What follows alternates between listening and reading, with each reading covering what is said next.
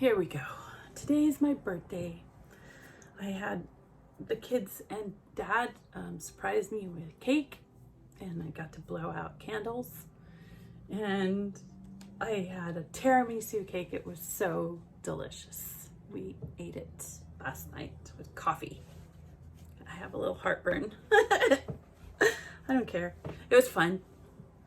I enjoyed it.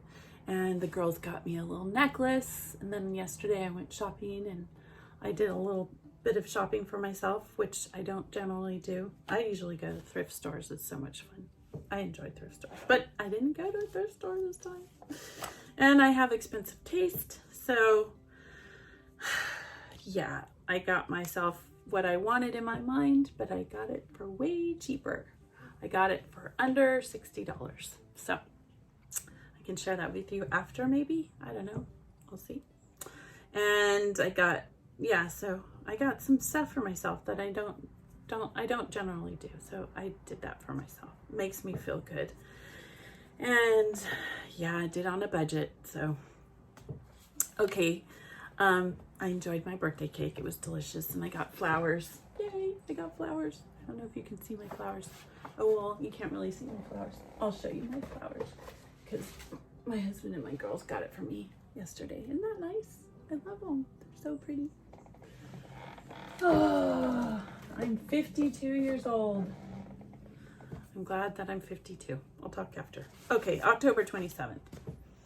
There is a wonderful mythical law of nature that the three things we crave most in life, happiness, freedom, and peace of mind, are always attained by giving them to someone else. Peyton Conway March, 1864 to 1955. Yesterday we warned of a tendency to be codependent, to have our well-being enmeshed with the outcomes in another's life, or being too invested in how seriously they take our advice. Today, we are all about freedom from the bondage of self. That comes from being in the service of others. Right living has its subtleties. We can cripple people by making life too easy for them. A good rule of thumb is to be the type of friend that we would like to have. For that matter, we can practice being better, kinder, and more loving to ourselves. Sometimes we treat ourselves in ways we would never treat a friend. Getting back to our boundaries with others, how do we be the friends we would like to have? We all like to feel heard, needed, and wanted. We don't trample on anyone's boundaries by listening to and valuing them. Peace, happiness, and freedom are all futile as goals. They find us when we're looking away from our needs and our wants. They are byproducts of right living. Doing the next right thing in life, be it for family, work, community, or our home group, might just make us happy, joyous, and free faster than self-seeking or the pursuit of pleasure. Have I gained interest in my fellows and lost interest in selfish things? In being there for others, can I remember that I don't have to see through them to anticipate what they need and want? I just have to help see them through.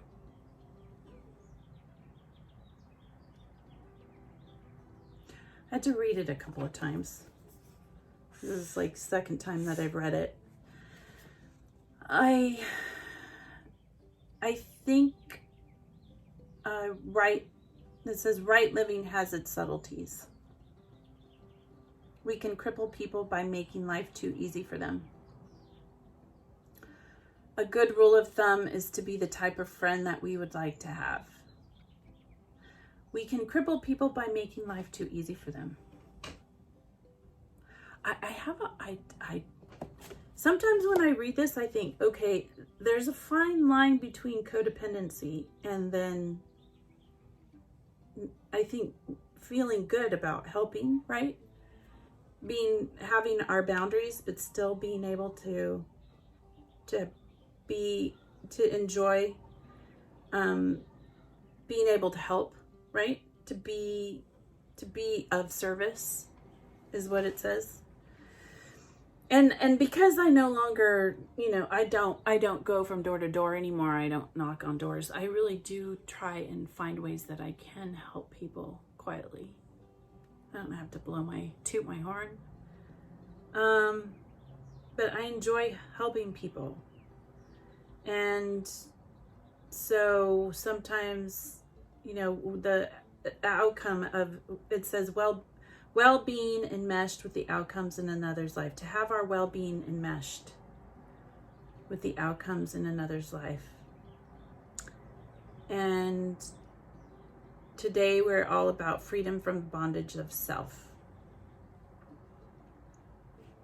To me, when I read this, I feel like it's counteracting itself. It doesn't seem like it's give to yourself, but don't give too much. Don't expect peace, happiness, and freedom. That's a goal as your goal. When you'll find it when you do things for other people. It's a byproduct of good living. So yeah, I do believe that. I think that when you do things unselfishly and you do it because you don't expect anything back, then yeah, you get happiness from that, right? That's my take on it. And you're actually joyful when you do it. And it gives you what you think you are searching for, if you're searching for peace, happiness, and freedom. So seeing things differently and being able to help people without any boundaries, right?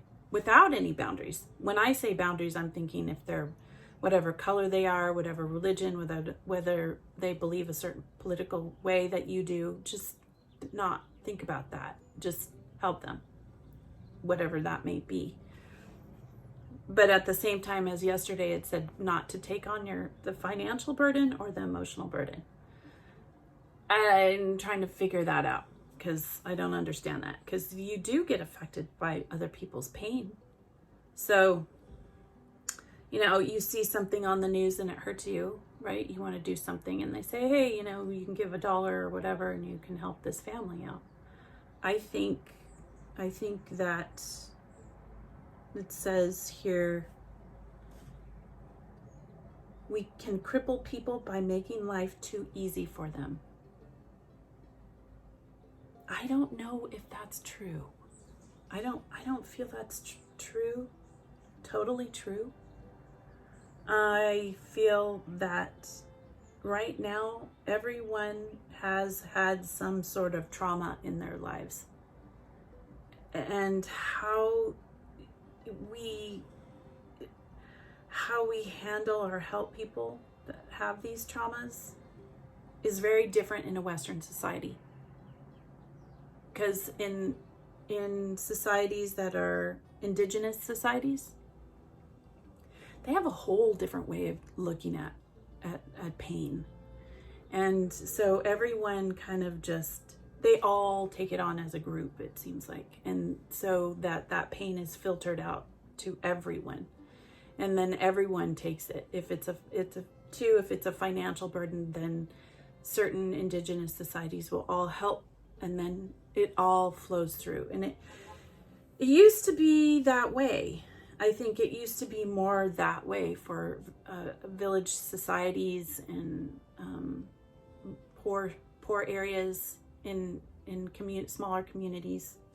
And I think now, when we have crippling difficulties in our lives, we don't share them. And so we get stuck with these burdens. Now, if it's all about sharing, I don't think it's just all about just words. I think it is finances. There are people that don't have health insurance right now. There are people that don't have, or they have the health insurance, but they can't afford to go to the doctor. So there's a lot of things that our society, I think that this is great. I think that this is a way that we can try and distance ourselves emotionally from people who have pain. But I think it's good to share it. I think it is good to give somebody else your burden. It's hard. I think there was In the Bible, when Jesus was taking the torture stake, and then somebody from the crowd went and helped him with the torture stake. But so it's burdens that we share. And even if they're financial, it feels good to help people.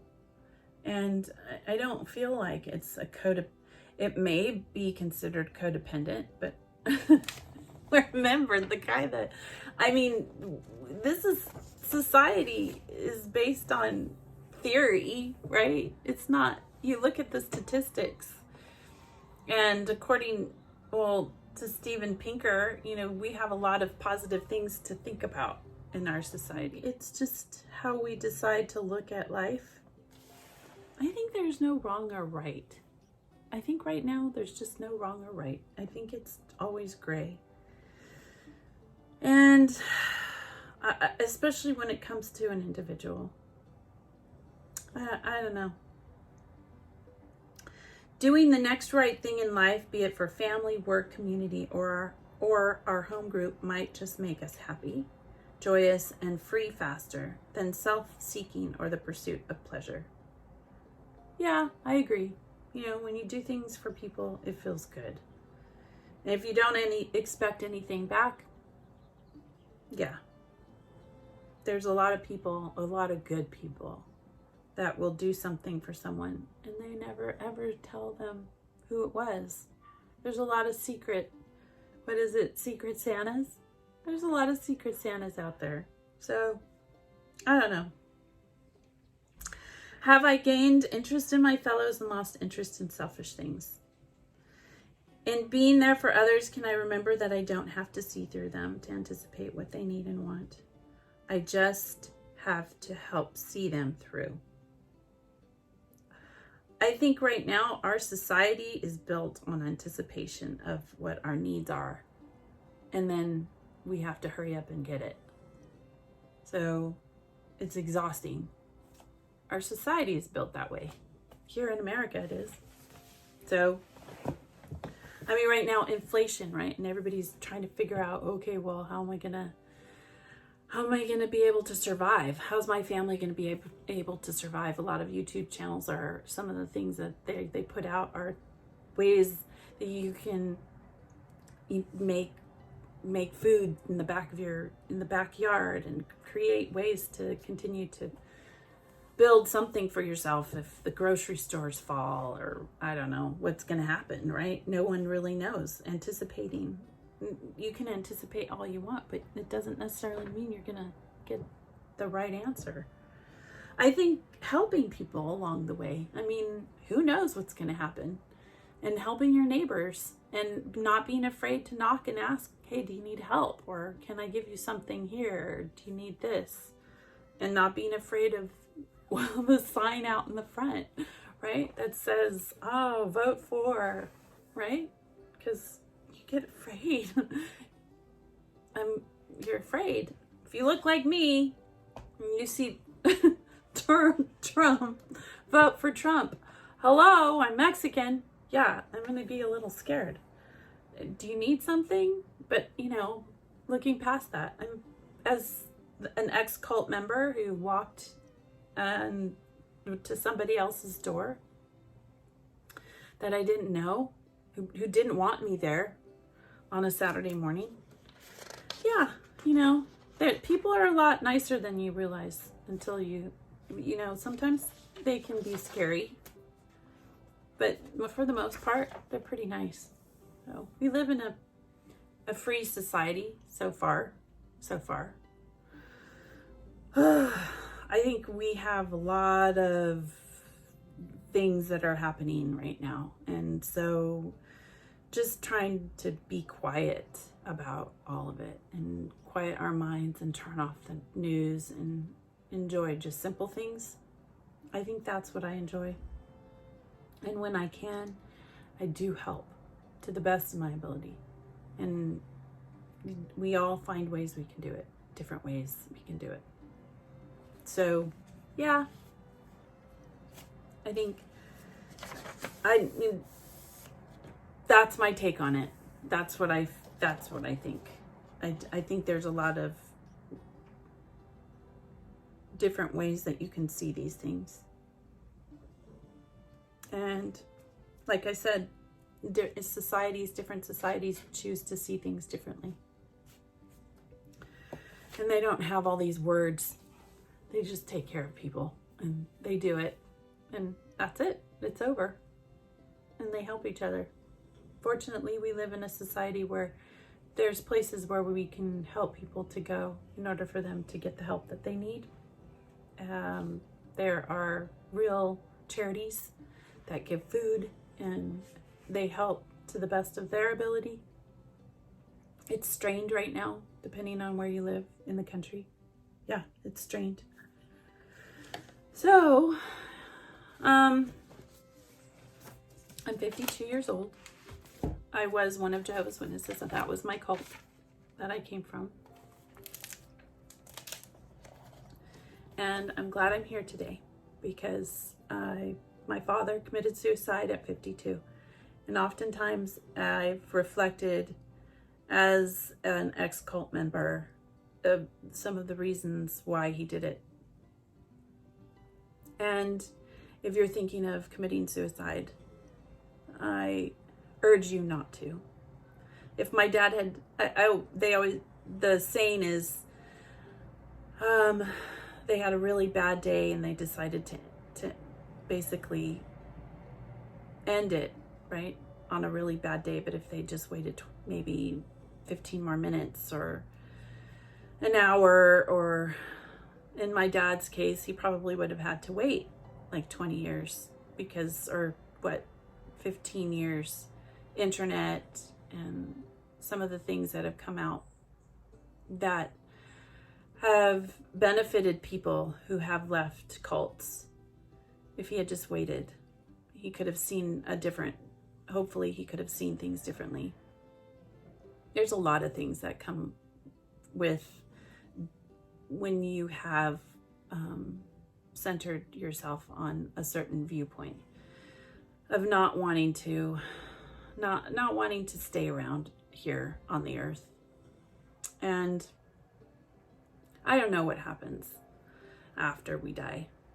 All I know is that I wish my dad had just stayed a little bit longer here on the earth so he could have seen things that I've seen. And fortunately, I'm grateful for people who were not compliant, who didn't sit back and didn't say anything. They sat back and they didn't sit back and not say anything. They got involved. And so, yeah, just if you feel like you wanted to die today, please don't do it. I wish you could see 10 or 15 years down the line, people that affect. I look at my life, and my dad never got to see his grandchildren. He didn't get to see his family grow older. He didn't get to see some things that were really important in human history. And so, yeah, don't do it. I have a suicide hotline down at the description. You can always call someone when you feel alone. It's really hard when you don't feel like you can fight the thoughts that come with that. I know my dad, I saw him struggle. And I've been there too. You know, when you have physical things happen to you, it's really hard. I think balancing out your brain is important. Being able to find the right medications, find the right people. It takes a lot of work. But I think if I had an opportunity to talk to my dad again, I would say, please just hold on, and things will, with time, get better. And even though it doesn't look like it now, it will get better. It just takes time. And I think that's how it is with the human race. It just takes time for people to get better. People get tired of the things that they see, and they do want to make changes, and it gets it gets worse before it gets better.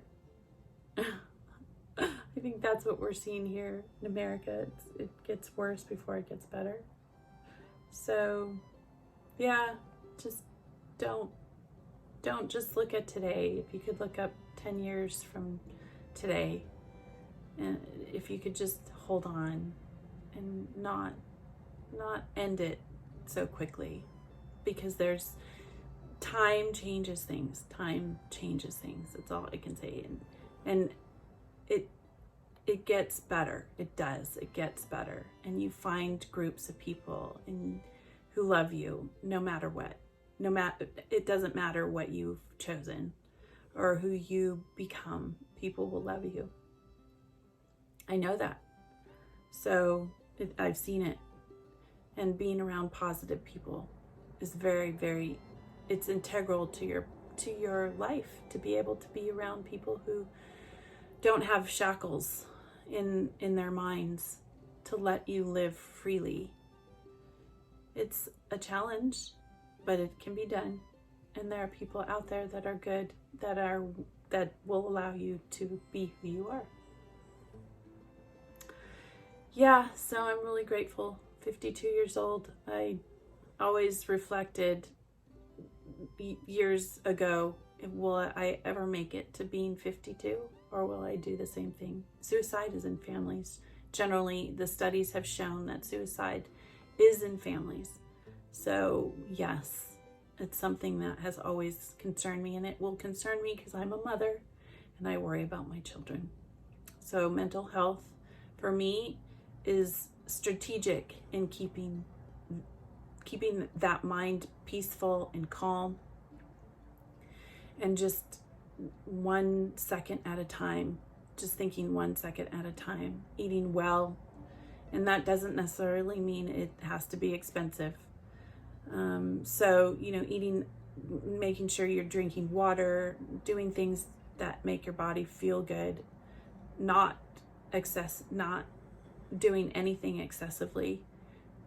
Drinking, no, you have to put the drinking away and just feel the pain, or whatever addiction that you have, to just feel whatever it is that you are not comfortable feeling, to let it just happen, and that you survive it.